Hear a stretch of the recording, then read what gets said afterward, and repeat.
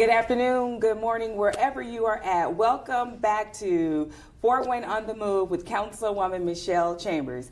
Let me just tell you, this segment I'm super excited about. We are going to learn all about Fort Wayne Housing Authority. I have the pleasure of having with me today George Guy, CEO and Executive Director of Fort Wayne Housing Authority.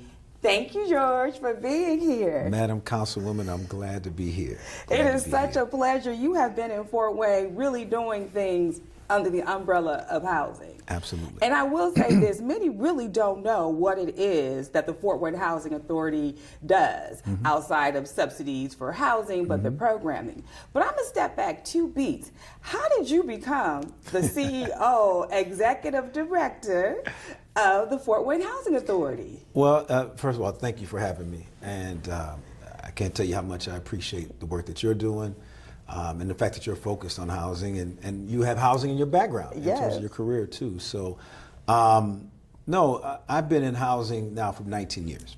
But my career spans over in terms of what I call community building. In terms of doing things that to try to find solutions in terms of systemic inequities, whether it be in education, workforce development, and so I got started doing that type of work, and so when I got started doing that, after 10 years of doing that, community building, I was also a coach.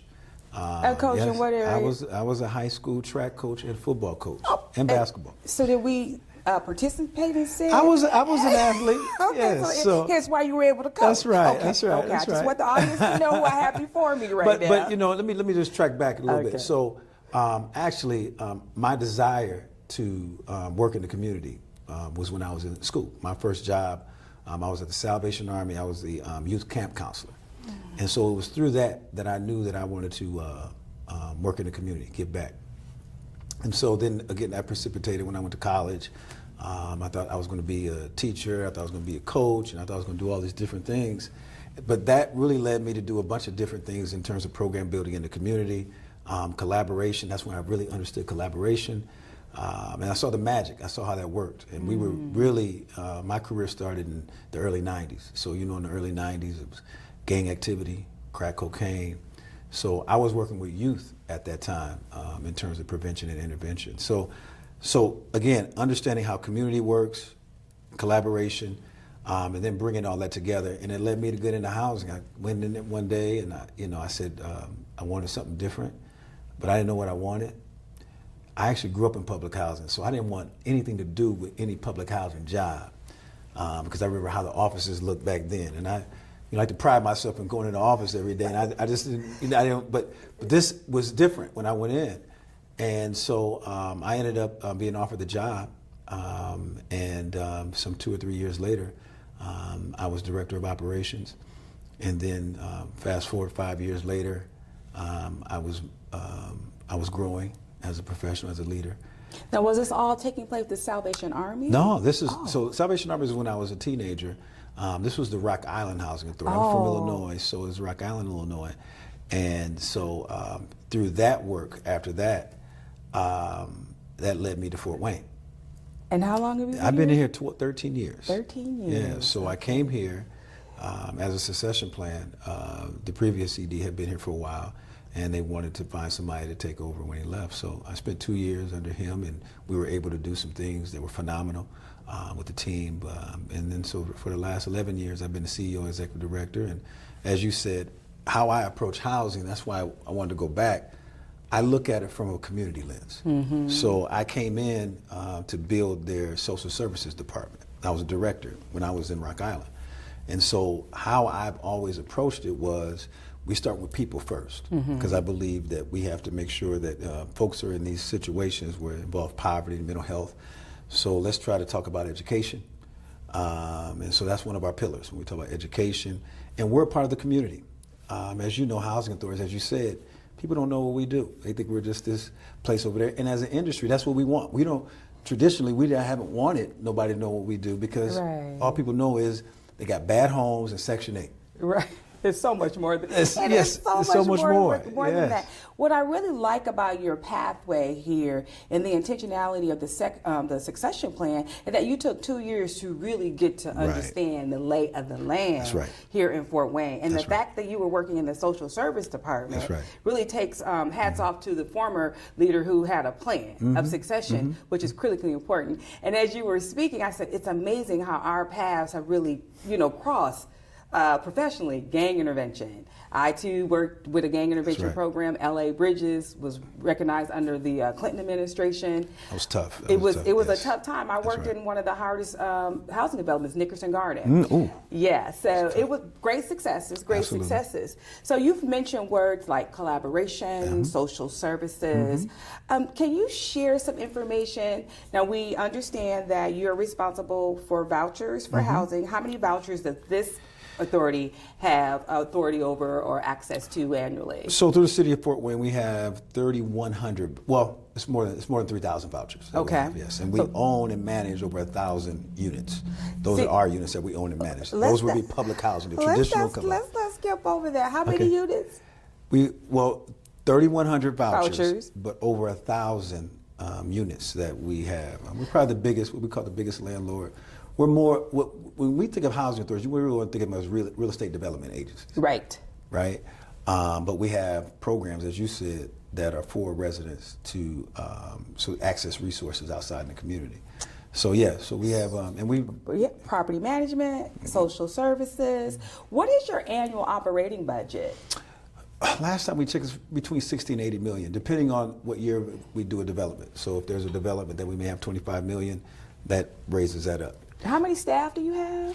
Right now, we're over 60, I think, full-time, and we have some part-time and contracted folks as well. See, I ask those questions because people think that a housing authority, they're just giving out vouchers. No, you all are like part of the heartbeat of economic development in any city that you're in. You glazed over the development part, but you all are responsible for actually developing housing, making sure that we have housing that you've eliminated the blight. That's right. And you're very intentional with the clients that you serve. Let's talk about your family's self-sufficiency program. That is a very strong anchor for most housing authorities. Can you tell us about your... Right. So when I talked about earlier on when I got into housing, that's what I got into. That's what the Resident Services Department or Human Services Department, we did self-sufficiency program. And so what that is families have the opportunity to participate in the program voluntarily, where it's like a 3 to 5 year program where they can go to school or better their career if they're in a career. Because I want to be clear, most of the folks that are living in public housing or have a voucher are working. Okay, so we understand that because it's a wage issue, it's an economic issue. Right. But they want to advance. They want to go back to school, and because of their situation, they want to do that. So they have an opportunity to come up with goals. They work with a coordinator. And it's like a coordinator navigator. And what they're doing is tying them into resources to help them with their, what we call self-sufficiency plan. And so during that time, as they achieve goals, they have a chance to earn money in their escrow account. So when they're doing that, let's say they graduate in 5 years, depending on where they're at. I've seen folks, I've signed checks for $15,000, $20,000. Wow. Because they completed the program. So what happens is... And that's their savings. That's their savings. It belongs to them. And so what happens is that when you see that happen, they can leverage that, and we see this happen for homeownership. Use that for down payments.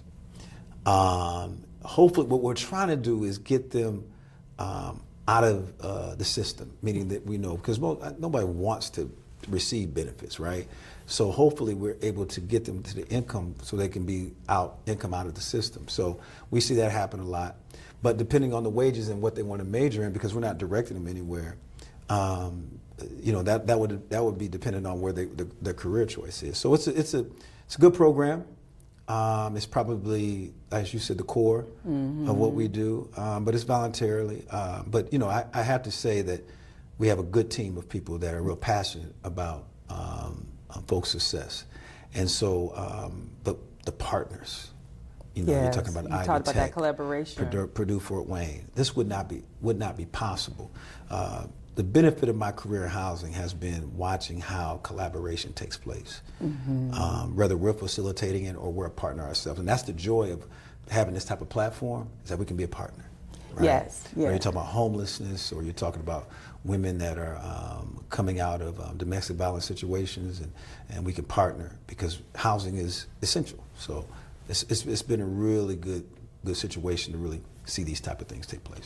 And you also have a youth build program? We do. Please talk about your youth build program. So the youth build program is similar to what Job Corps, what we know Job Corps to be, youth ages 16 to 24, out of school youth. So sometimes school doesn't work, the traditional setting. So they come here and they get the opportunity to get a high school equivalency education, but they also get a tie-in with a career. The youth build program, how that is that we're teaching them construction skills, but they can get into nursing and those type of things as well. But they have to achieve, while they're doing that, while they're getting this education, and they see us 4 to 5 times a week, they have to be going through that program to get that equivalency. So right now, what we have them working on is projects like houses that we own. They're doing projects like getting them together and those type of things. So again, our goal when I came here, I wanted to make sure that we were committed to education. So we want to make sure that every child that's in our development is at a 3rd grade level reading. Because as you know, that's how they track how to build prisons. And but more importantly to that, and I think something you're interested in as well, we want these people in the development to be competitive. Yes. Right? So we want you to be in the game. So we don't want any economic barrier to get in the way of that. So we're committed to that. So we've extended that. Because again, when we talk about housing, we talk about community. So the Youth Build program is for the community. So we have partnership with the Fort Wayne Community School District, and we use Penn Foster to do that. But Boys and Girls Club, we use their Jim Kelly, the center they have, the Innovation Center. So we use that as a means to get the kids in terms of the classroom size. So no, we're watching fantastic things happen. I really appreciate you as a leader because you're being very intentional. The fact that you're making sure our babies are reading at 3rd grade. Now, you don't have to do that. That's not a mandate. Right. But you understand that. And then you have this strong FSS program, Family Self-sufficiency. So you are providing full wraparound services from 0 to whatever age that it goes up to, which I believe has really contributed to the success of this particular housing authority. I follow you all. You have been recognized for several awards.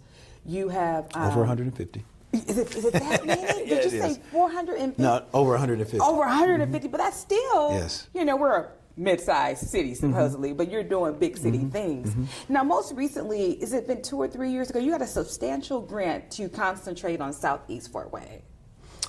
So yes. So what that's called is a Choice Neighborhood Planning Grant. Yes. You're probably familiar with Hope 6? Yes. So it replaced Hope 6. Okay. So for those, we got a viewing audience, so right. give us a little backdrop on Hope 6 and then we'll roll it into now. Yeah, so the idea of Hope 6 and Choice Neighborhood was to look at neighborhoods that are blighted, that have the crime rate may be a little high, unemployment may be a little high. So what you do is you go to a competitive system with folks across the country, and you say, hey, this is where our numbers at. We're going to need some assistance in terms of some dollars that match that will allow us to do a redevelopment plan of these areas. And so you talk about housing, you talk about education. So the thing that's different about Choice Neighborhood, I wouldn't say different, but more intentional, is that they actually give you a planning grant. So we were awarded a planning grant.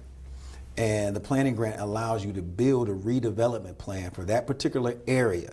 So we're in the Southeast Quadrant, but we're looking at an area within the Southeast Quadrant. Yes. And so we were fortunate to get the $500,000 award, which allowed us 2 years to do the planning. And so what we're hoping is that we get the redevelopment plan is competitive. And so what happens is that with the housing authority, because the housing authority has to be at the front because you're focusing on a property. So we're focusing on Tall Oaks and where that's at. That's where the numbers said that's where they were most high. And so we're going to redevelop the high rise. Now and this is where it gets to be tricky. So HUD can give you match up to $50 million for the project.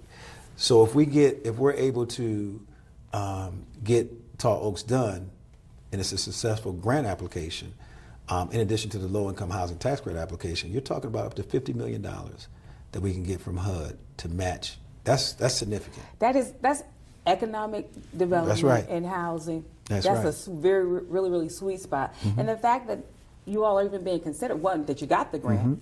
Now you have the plan. The only one in Indiana. We're the first one in Indiana to get it. So. I mean, that's just amazing. This is why I wanted to sit with you today, because you're such a very humble man, and you've been doing so much. I don't think people realize the impact that you have created for our city overall. Even in a climate, and I don't know how you've been able to manage and keep people placed in a climate where a market rate housing is even taken over. I know that they raised the voucher, which they would pay for monthly, but you are literally having to compete with the private market. The private market. How have you been able to move through this housing shortage and environment? Because, without the housing authority, a lot of folks just don't have anywhere to go. People don't understand. You made a point a few minutes ago. Because you have a subsidized voucher that helps you with your housing does not mean you are not working. That's right. You have to have That's key. That's critical. That is critical. Yes. Folks are working, families are working, right. but rents are so high. Right. And wages are low. And wages are low. Can you believe? Okay, let me stay on track right now. So, George, how have you been able to get those vouchers out there and get people placed? Well, I know your team is amazing. Yeah, we have a great team, and they're trying to focus on different things. So here's the quandrum. Okay. So we've been knowing that there was as you know, housing authorities, the information before anybody else does. There's been a housing crisis. Yeah. Right? So here's what's happening. The city is growing, which we want to see city grow, right? Fort Wayne is one of the most affordable places to live in the country. But with growth, that goes up. The cost of living goes up. So what we were seeing is a concentration of where folks had to live at, because in other places of town, in the zip codes, they weren't accepting vouchers. And so what was happening is that people would be on the waiting list because there's not enough units and they can't find a place. Wow. Now, since COVID though, because the demand is up, because of the cost and everything, so now it's a landlord market. So now not only can they not go into these other areas in terms of choice, now the cost is too high. So when the cost went up high, so what we were trying to do is, because we believe in choice, right? Yes. And so we want folks to be able to live wherever they want to live. And so what we had to do is compete with the private market. So HUD allowed us to go above the normal rent limits, which is the FMR, fair market rents. Is that a permanent or a temporary? So we had to go for we had to apply for it. But here's the problem when you do that. Okay. They're not giving us any more money. So now what's happening is that the money that you give us now you can essentially run out of money, and you're serving less people. So higher voucher, voucher, but it limits the number of people that you can serve, because you're taking in that no extra money. No extra money. That's a big decision. So that's, we talk about the complexity of the program. Yes. So we have to manage that, because there's no more money. So it's not like what we're doing. So we've tried to do different partnerships with developments, and that's why we develop on our own too. Because one of the other things we have a national recognition that only 139 housing agencies have, and that's called the Moving to Work, MTW. And so that allows us more flexibility. We can get around some local. We have our own local rules that we can do, as opposed to as you know, all the bureaucracy and the red tape. So we've been able to do some things with that, but the problem is that without the funding, you can't do as much as you can. So that's why we're trying to develop more homes. We're trying to partner with developments like the YWCA project that's going up. Those are going to be vouchers. We're managing that for them. We're property managing, but those are going to be project-based vouchers. I love the collaboration. Right. So that's the only way you're going to get this done. Yes. Because you're dealing with, one of the things that so we believe in public-private partnerships. We're not going to be able to get out of this without having public-private partnerships. Absolutely. Okay. Agreed. So what I'm very clear on with our team is that we have to find ways to leverage what we're doing to figure out what our partners need, and then that's how we're going to solve our way out of it. So right now, Michelle, Councilwoman, is that what the problem we're having now is, and we're not leasing any more vouchers right now because we're overutilized because of the cost of the units. Okay, because folks are trying to, and you should see the difference between getting a unit on one zip code to another zip code in terms of the difference of the cost. Yes. Right? Yes. And make no mistake about it, there are rental units going up across the city. Absolutely. In every area. Absolutely. But they're not affordable. They're not. Most of them, unfortunately, the new ones are not affordable. They're market rate. That's right. So what we want to see is, and this is why we're committed right now to doing $250 million of redevelopment. Some of that is going to be redevelopment. Some of that's going to be new development that we're going to do. We're committed to that. We've started some of that. And what I mean by that is there are going to be some units that we have that we're leveraging our public housing that we own. There's a program called RAD, Rental Assistance Demonstration. We own these units with HUD. Okay. So HUD says, okay, look, we're not making any more public housing units. If you want to leverage them into the private market and they belong to you, you can do that. So that's what we're doing in terms of some of the units that we own. So there'll be hopefully more units available where those folks can come back in and live, and then we can offer more units to the public as well. So there'll be more units here, because what we're seeing is that most of the folks that are on waiting lists, they don't want to move. They want to live where their families grew up in. We got this thing called housing opportunities. I don't like that term. Yeah. And what they mean by that is not encouraging, but folks living in places where there's jobs and schools and those type of things. What is that? That should be available. It should be everywhere. That's another show. Right. But so what we think is it's important for us to redevelop in the areas where the people that are on our list want to be at. Mm-hmm. So we're committed to doing that. So we got over $250 million of development that we're planning on doing over the next 3 to 5 years to address this crisis, both with and we're looking at different ways, whether it be the Housing Choice Voucher Program or just different avenues that we can get people off our waiting list and house as well. I really appreciate how you're leveraging different programs to really be able to get more bang for your buck, especially for the collaboration piece. Fort Wayne Housing Authority, you said development. This authority has literally built. What are some housing that we're unaware of that you all have built here in Fort Wayne? Well, housing sites. We were talking before we started here. Hillcrest. Okay. The school and the drive-in next door. We own that building, that school. And we've been owning it now for about 10, 11 years. And we were finally, during COVID, able to get some additional dollars to now it's going to be Hillcrest Commons. And we know you're going to be here for the ribbon cutting, the grand opening. Absolutely. And that's going to be for chronically homeless. It's going to be a permanent supportive housing project, 25 units. So we'll start there. River's Edge, that's out by Spy Run Extended. Which is another permanent supportive housing project, and that has over 50 units over there. That's over there. So Brooklyn Manor, which is out by Quimby Village, next to by the Clyde, that development where the Lutheran Park, the medical park is at. So we have Brooklyn Manor over there. We have development all around the city. That is one of the economic things. So when we talk about public housing, I love the fact that you said that.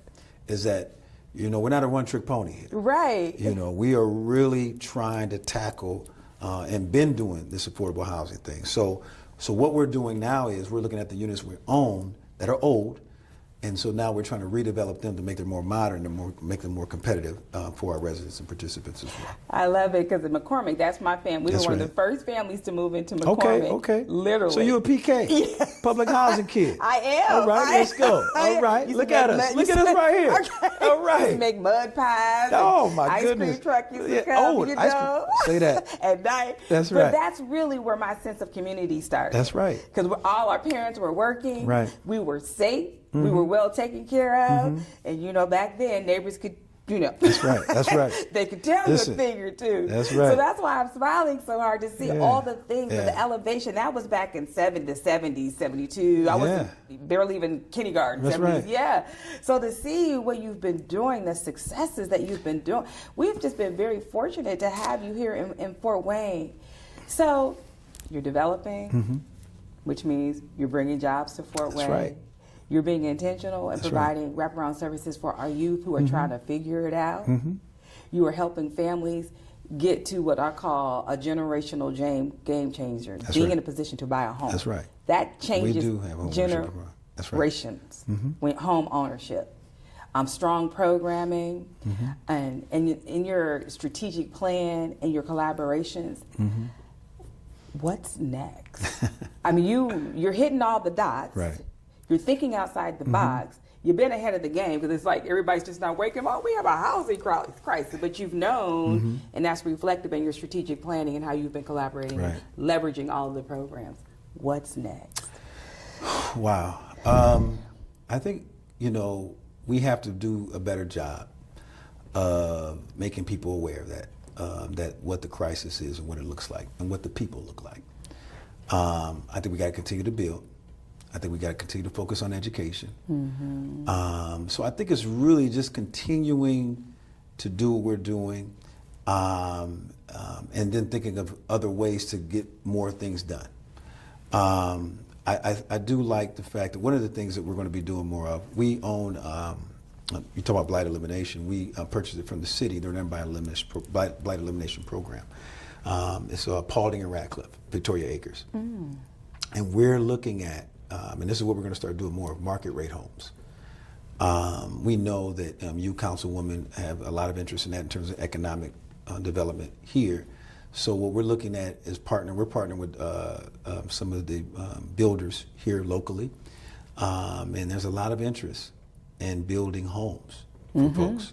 One of the other things that we do, I didn't get a chance to say, we have this program called Who's Your Homes. That's for the entire state. We're actually, we have a program for the entire state.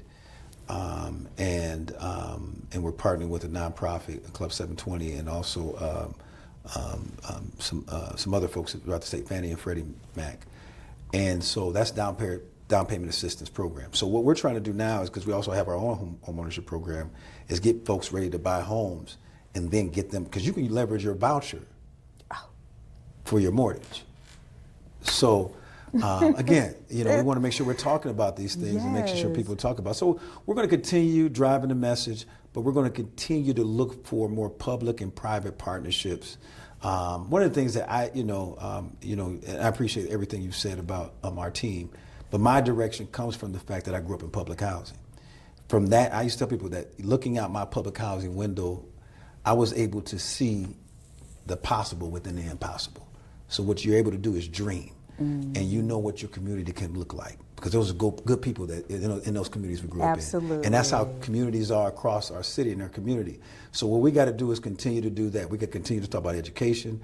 We got to continue to talk about workforce. We got to continue to talk about homelessness, because the other thing that I didn't get a chance to say is we administer the local emergency solutions grant, rapid rehousing, as well as the state.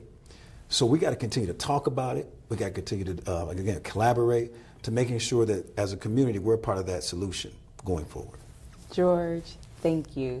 Thank you for all that you have done here in Fort Wayne, from economic development, from loving on our babies, from 0 to 100. I really appreciate your intentionality and making sure we have enough doors, because I always say that housing is not a privilege, it's a right. That's it. So thank you for joining us. Fort Wayne on the Move with Councilwoman Michelle Chambers, all things housing in Fort Wayne. We'll see you again next month. Bye-bye.